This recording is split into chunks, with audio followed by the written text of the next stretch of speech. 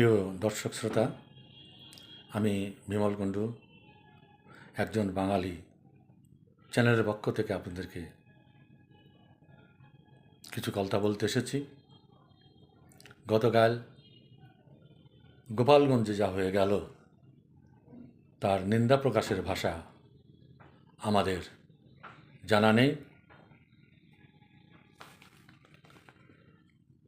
অন্তর্বর্তী সরকারের প্রধান এবং সেনাবাহিনী প্রধান, যিনি 2024 আগস্টে বলেছিলেন যে তিনি জাতির নিরাপত্তার দায়িত্ব গ্রহণ করলেন, কালকে যা ঘটে গেল তাই আপনাদের কাছে আমার জানতে ইচ্ছে করে, দেশবাসীর পক্ষ থেকে অন্তর্বর্তী সরকারের প্রধান এবং সেনাবাহিনী প্রধানের কাছে জানতে ইচ্ছা করে হচ্ছেটা কি। যে ওয়াদা করে আপনারা দেশের দায়িত্ব গ্রহণ করেছিলেন, সেখান থেকে বিচ্যুত হয়ে দেশকে এক অন্ধকারের দিকে আপনারা নিয়ে যাচ্ছেন। সঙ্গত কারণে গোপালগঞ্জ একটি স্পর্শকাতর জেলা, সেখানে জাতির পিতা বঙ্গবন্ধুর জন্মস্থান, সেখানে জাতির পিতার মাজার রয়েছে, বঙ্গবন্ধু তনয়া শেখ হাসিনার জন্মস্থান। তিনি দেশ ছেড়ে চলে যাওয়ার পর স্বভাবত কারণেই গোপালগঞ্জের জনগণ তারা ক্ষিপ্ত হয়ে আছে। আর একটা বিশেষ কারণ হচ্ছে, কদিন ধরেই সোশ্যাল মিডিয়ায় প্রকাশ করা হচ্ছিল যে এই যে নতুন দল এনসিপি, তারা একটা কর্মসূচি নিয়েছে, যেভাবে তারা বঙ্গবন্ধুর বাড়ি ভেঙে দিয়েছে, যেভাবে বঙ্গবন্ধুর মোরাল ভেঙে মাটিতে মিশিয়ে দিয়েছে, যেভাবে গণভবনে লুটতরাজ করেছে, তেমনিভাবে তারা বঙ্গবন্ধুর মাজার ভেঙে দেবে এবং তারপর সাবেক রাষ্ট্রপতি জেনারেল জিয়ার মাজারও তারা ভেঙে দেবে।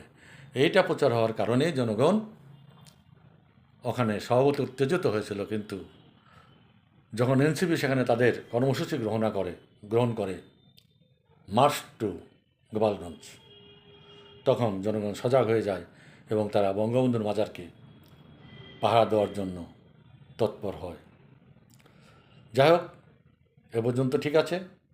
কিন্তু এই এনসিপি নেতারা যখন স্টেজে উঠে বঙ্গবন্ধু এবং শেখ হাসিনার বিরুদ্ধে কুরুচিপূর্ণ বক্তব্য রাখছিল, তখন জনগণ অত্যন্ত উত্তেজিত হয়ে যায় এবং দুপক্ষের মধ্যে পাল্টা ধাওয়া আরম্ভ হয় এবং উত্তেজিত জনগণ পুলিশের একটা গাড়িও পুড়িয়ে দেয়। তারপর দেখা যাচ্ছে যে আর্মি এই জনতার উপর গুলি নিক্ষেপ করেছে এবং সোশ্যাল মিডিয়ার কল্যাণে আমরা সরাসরি দেখতে পেয়েছি যে আর্মি হুকুম দিচ্ছে যে সরাসরি গুলি করো। একজন গুলিবিদ্ধ তরুণকে আর্মি টেনে হিঁচড়ে নিয়ে যাচ্ছে এবং বুট দিয়ে তার গলার উপর চেপে ধরে তার মৃত্যু নিশ্চিত করেছে। এটা আমরা দেখেছি এবং সারা বিশ্ববাসী এটা দেখেছে। তাই এতদিন পর্যন্ত সেনাবাহিনীর উপর জনগণের যে আস্থা ছিল, আমাদের যে আস্থা ছিল, কালকে ঘটনায় সেই আস্থা এক মুহূর্তে নিঃশেষ হয়ে গেছে। এখন আমাদের মনে হচ্ছে যে অন্তর্বর্তী সরকারের প্রধান উপদেষ্টা যেমন আমেরিকার মনোনীত একজন লুটেরা, তার সাঙ্গপাঙ্গ এই এনসিপি নেতৃবৃন্দ, ছাত্র নেতারা যারা উপদেষ্টা পদে আছে, কেউ কেউ নতুন পার্টির উচ্চ পদে আছে, তারা আন্তর্জাতিক জঙ্গি গোষ্ঠীর চর এবং জামাতে ইসলামের অনুগত। সেনাবাহিনীর কালকে নিষ্ক্রিয় ভূমিকা দেখে এবং স্বদেশীয় জনগণের বুকে গুলি চালানোর ঘটনা দেখে এটা নিশ্চিত হওয়া যায় যে এই অন্তর্বর্তী সরকার, সেনাবাহিনী, জামাত ইসলাম এবং তাদের জঙ্গি অনুচরদের কোথায় যেন একটা মিলমিশ রয়েছে দেশকে অন্ধকারের দিকে ঠেলে দেওয়ার জন্য এবং বাংলাদেশকে একটি জঙ্গি রাষ্ট্রে পরিণত করার জন্য সেই পথে তারা এগিয়ে চলছে। কি দরকার ছিল ওখানে এনসিপির মিটিং করার? এমনিতে জেলাটা সেন্সিটিভ, অন্য জায়গায় তারা মিটিং করতে পারত, ধীরে সুস্থে তারা সরকারের সঙ্গে সহযোগিতা করে করতে পারত। আর সরকারের বা সেনাবাহিনীর কি এত গরজ পড়েছিল যে প্রায় 5-10 হাজার পুলিশ এবং সেনাবাহিনী দিয়ে এদের নিরাপত্তা দিয়ে মিটিং করানোর এবং তাদেরকে সেখানে নিরাপত্তা দিয়ে নিয়ে আসার কী দায়িত্ব পড়তেছিল? যেদিনকে বঙ্গবন্ধুর বাড়িকে ধূলিসাৎ করে দেওয়া হয়, সেনাবাহিনী দাঁড়িয়ে দাঁড়িয়ে সেটা উপভোগ করেছিল, দাঁড়িয়ে দাঁড়িয়ে উপভোগ করছিল গণভবন লুট হওয়ার দৃশ্য। আজকে এরকম অনেক ঘটনাই দেশের মধ্যে এই 1 বছরে ঘটে গেছে, যেগুলো সম্পর্কে বলতে গেলেও খারাপ লাগে। সোশ্যাল মিডিয়ায় ধর্ষিত মেয়েদের ছবি ঘুরে বেড়াচ্ছে, লুটপাটের সমস্ত দৃশ্য, মানুষের হাহাজারি ছবি ঘুরে বেড়াচ্ছে, প্রকাশ্য রাজপথে পাথর ছুঁড়ে হত্যা করার দৃশ্য ঘুরে বেড়াচ্ছে। এই জন্যই কি 1971 সালে আমরা জীবন বাজি রেখে বাংলাদেশের স্বাধীনতা যুদ্ধে অংশগ্রহণ করেছিলাম। প্রিয় বন্ধুগণ, আমাদের মনে হয়েছে দেশবাসীর কাছে দু একটা কথা বলার এবং তাদেরকে সজাগ করে দেওয়ার, যে আপনারাও কি আমাদের মতো চিন্তা করছেন কি না। আপনারা তো সবাই দেখেছেন যে কীভাবে গুলি করে দেশের মানুষকে হত্যা করা হয়েছে। যে সেনাবাহিনী প্রধান 5 আগস্ট প্রধানমন্ত্রী শেখ হাসিনাকে বললেন যে আপনি দেশ ত্যাগ করে চলে যান, রিজাইন দিন, কারণ এমন একটা অবস্থা সৃষ্টি হয়েছে যে দেশের মানুষের বুকে গুলি চালানোর সম্ভব না সেনাবাহিনীর পক্ষে।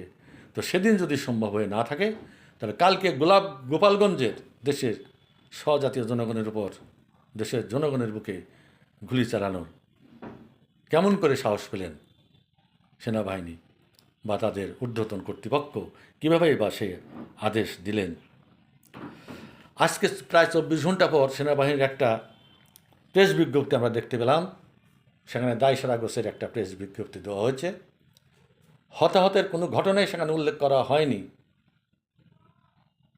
বিভিন্ন গণমাধ্যম বলছে 4 জন মারা গিয়েছে, কিন্তু কোনো কোনো মাধ্যম আবার বলছে যে প্রায় 9-10 জনের মৃত্যু ঘটেছে এবং তাদের লাশের ময়না তদন্ত পর্যন্ত পুলিশ এবং সেনাবাহিনী করতে দেয়নি এবং তড়িঘড়ি তাদের সৎকার করতে দেওয়া হয়েছে। খুবই দুর্ভাগ্য এই জাতির। কি হবে, ভবিষ্যৎ কি হবে, সবাইকে অপেক্ষা করতে হবে। আমরাও দেখতে চাই যে আপনারা দেশটাকে কোথায় নিয়ে যাচ্ছেন। প্রকৃত কথা, খুব আশা করেছিলাম সেনাবাহিনী প্রধান জেনারেল ওয়াকার, আপনার প্রতি আমাদের আস্থা ছিল যে দেশকে দুর্গতির হাত থেকে আপনি রক্ষা করবেন, কিন্তু পারলেন না। কেন পারলেন না? এই অন্তর্বর্তী সরকারের সঙ্গে আপনার কি বোঝাপড়া রয়েছে? এই দুষ্কৃতিকারী ছেলেপেলে নাবালকদের সঙ্গে আপনার কি সমঝোতা রয়েছে? দেশবাসী তা জানে না, আমরাও জানি না। কালকে যা ঘটেছে সে সম্পর্কে আপনি প্রকাশ্যে একটা বিবৃতি জারি করুন, দেশের মানুষের আস্থা ফিরিয়ে আনুন। এইটাই আজকে আপনার কাছে আমাদের অনুরোধ। বেশি আর কি বলবো? এই ঘটনা নিয়ে বিভিন্ন বিশেষজ্ঞরা চলছেরা বিশ্লেষণ করছেন, দেশের মানুষকে জানাচ্ছেন। আমাকে আমার পক্ষ থেকে একজন মুক্তিযোদ্ধা হিসাবে এইটুকুই বলার ছিল যে পাকিস্তান সেনাবাহিনী 1971 সালে যেভাবে দেশের মানুষকে হত্যা করেছে, আজকে স্বদেশীয় সেনাবাহিনীর হাতে জনগণকে ঠিক একইভাবে নির্যাতিত হতে হলো।